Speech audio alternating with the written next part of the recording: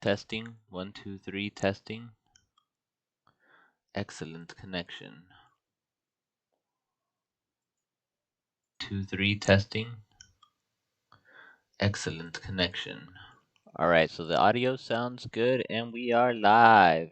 Hello and welcome back to those enthusiastic friends I have out there who want to learn physics or just work some problems out along with me.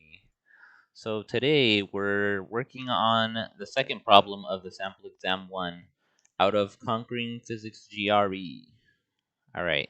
And so I have the problem statement and the answers out in the description, but feel free to pause and work on your own or just work alongside with me.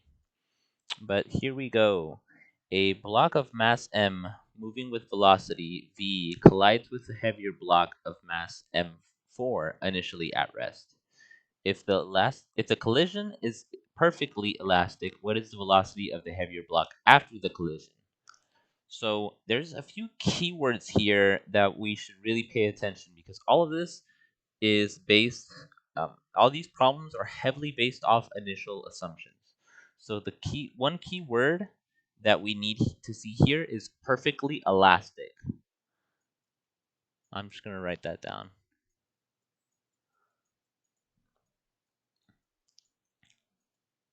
And so when you see this, you automatically know that um, kinetic energy is going to be that you lose no energy to sound, and the kinetic energy will remain. So the kinetic energy of a system, in particular, like these heavy blocks, the initial kinetic energy should be equal to the final kinetic energy of the systems because there's going to be no energy stored. There's no energy in chemical or potential mechanical type energy forms. And so the only energy forms we have is this initial block with mass m and b. So this is the initial stance, right? So this has velocity v, and out here you have chilling a block of mass of 4m,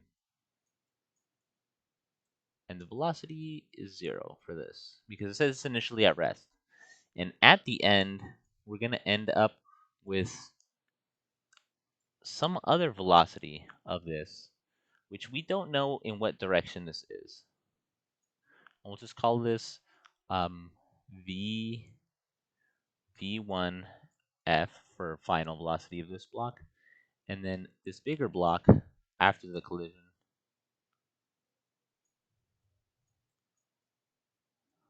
is going to have v2f for v final because it's going to have some collision after as well. We don't know these, at least immediately.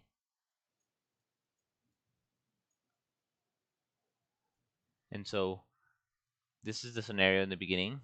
If we so one thing usually, as I mentioned, we look at force body diagrams, conservation of energy, conservation of momentum. Those are the big things that you need to realize for classical physics, at least initially. It'll bust you out of a lot of sticky situations when you're trying to figure out these problems. So we don't know the direction of the velocities of these after, but this is after the collision. All right, somewhere in between, boom, you had the blocks colliding, you know. And so what we know from from this system of it being perfectly elastic, just no energy was lost. And since the energy is all basically in kinetic energy form, that's what we have. And so one thing that we're going to use in this problem is conservation of energy,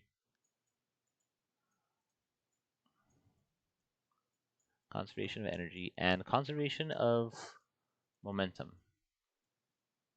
Energy and momentum are usually always conserved, but energy can transform from one form to another. And so it's saying perfectly elastic. In some cases, in real life, you could have energy lost to the crumbling of this block if it was deformable. You could have it lost to noise. There's a lot of different things it could be lost to. But these are ideal systems, and so we'll be playing their ideal game that they want for us to play. And so what we're really interested in is this velocity here. It's interested in what's the velocity, the final velocity of this heavier block after the collision. And so from this equation, we can actually work something out. So just playing around with the conservation of energy, let's look at the kinetic energy of the system up here. We know that the kinetic energy of the system all comes from this block. This block's not moving, so there's no kinetic energy here. So here we have 1/2 mv squared. Cool, so that's an initial starting part. And so the kinetic energy of this system, all we know is that it has to equal this setup. But what it would be here if this has v1f is 1/2 m v1f squared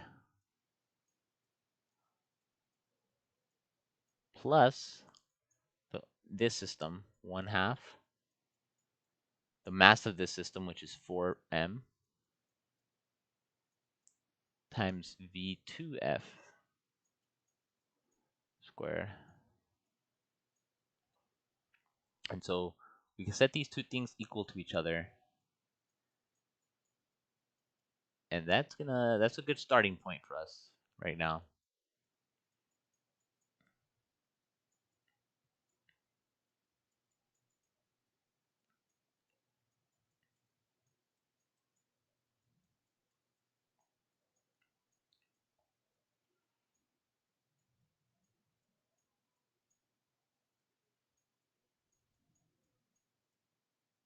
Okay, so this is our first system equation, but we have one equation, two variables.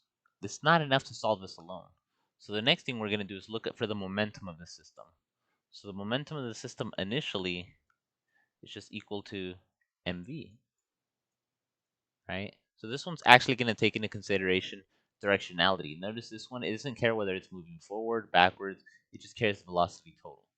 But when we do the momentum for this system, what we realize is we have the same thing, m v1f, right? Plus 4m v2f. One thing we have to recognize is one of these values is most likely going to have to be negative. Why? Because it has to equal, this should be this, but this has to actually equal vi. So let me clean it up a little bit.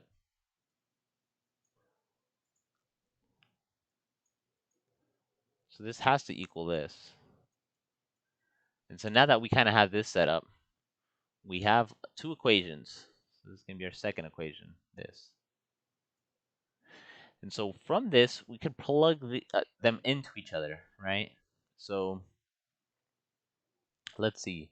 If we were to isolate, say, um, the let's try to make this easy. So let's maybe solve, since we want to solve for v2f, what we could do is plug in for v1f. So v1f times m is equal to mv minus, so we're going to subtract this from this side, 4m v2f. And since there's an m on all of this, we could divide by m. And we're left with v1. Sorry, I keep putting this little dot here. I'm so used to writing i's. v1 is equal to v minus 4 v2f.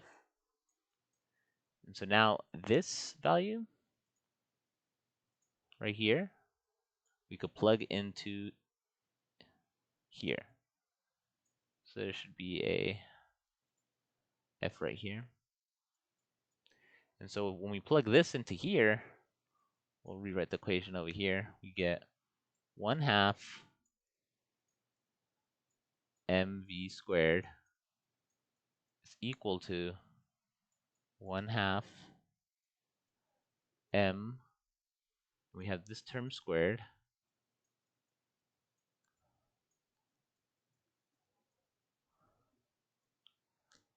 plus 1/2 4m v2f squared. Okay, and so again with this, we can actually cancel out, divide by m on all of this, and we could also even multiply by 2 to all of this, and so we'll get left with v squared over here.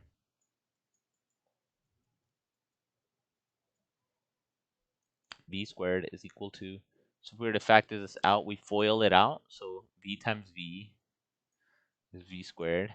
When you end up multiplying this out, you end up getting minus. So you multiply this times this, and then this times that, giving you 8v v2f. And then this squared, which will give you plus 16 v2f squared. And you have the 4 here. We'll get plus 4 v2f. And so what you notice is these v2f's, it's almost like a polynomial type equation. Not a polynomial, a quadratic equation. So we can subtract this from both sides. And what are we left with? We're left with 0 is equal to negative 8v times v2f plus 20 v2f squared. So the neat thing is we could actually just work this out by complete factorization. So we can actually divide by this, and we could, well, I'll just show the steps. We'll get 8v plus 20 v2f. You can subtract this over to the other side, and then divide by 20, and we'll get v2f is equal to 8v over 20.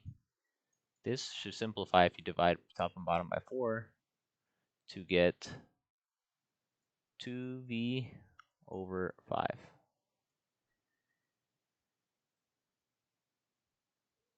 And that is actually one of our answers. It would end up equaling E, which is 2 over 5v.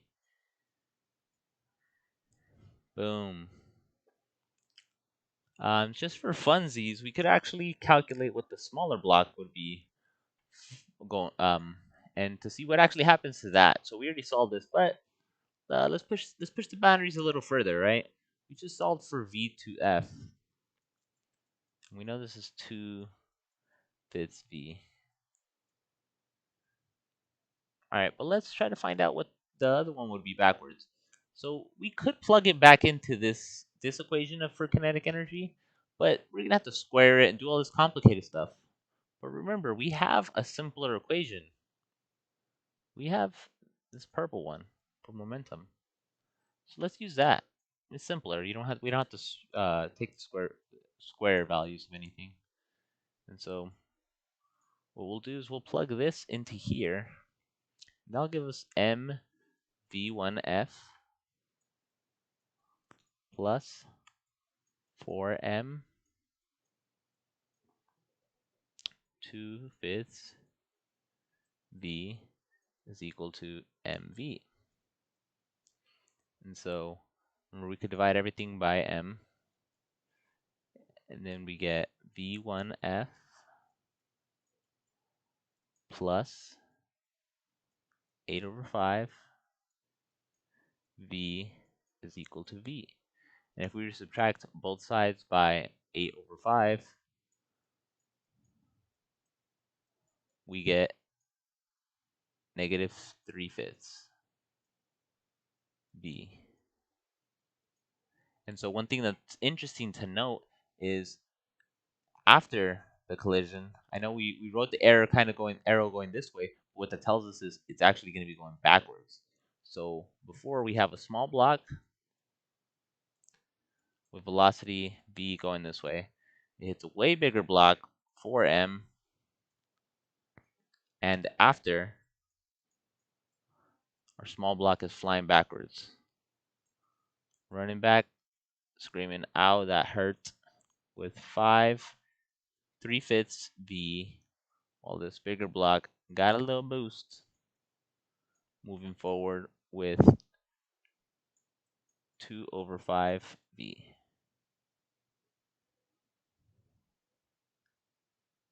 Let's double check this. Is this correct? Yep. Seems to make sense. Yep. And so it's just interesting. I'm actually gonna end up doing a more in-depth video on this process because from this seemingly simple calculations, you actually can make pretty amazing uh, calculations and examples, and that we'll be able to apply it to the real world and other physics applications, which I found super fascinating and got me really more into this stuff. But yeah, that's the problem for today. I hope y'all learned something new, and hopefully we can keep learning together. Keep shining and take care. Have a good night. Bye bye.